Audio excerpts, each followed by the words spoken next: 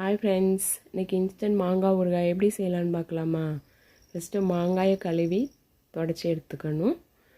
ஒரு வடைச்சட்டியில் 1/4 ஸ்பூன் வெந்தயம், 1/4 ஸ்பூன் கடுகு சேர்த்து பொன்னிறமாக ஆகுத வரை பொரித்து எடுத்துக்கணும். இதை பவுடர் பண்ணி தனியாக வச்சுக்கணும்.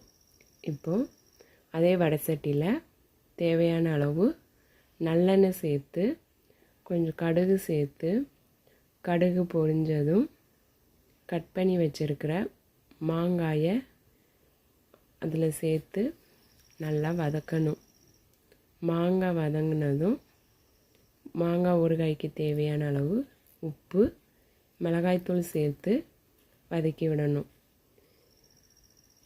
இப்போது நம்ம பொடி பண்ணி வச்சுருக்கிற வெந்தயம் கடுகு பவுடரை சேர்த்து வதக்கி விட்டால் மாங்காய் ஊறுகாய் ரெடி. சாப்பிட்லாமா?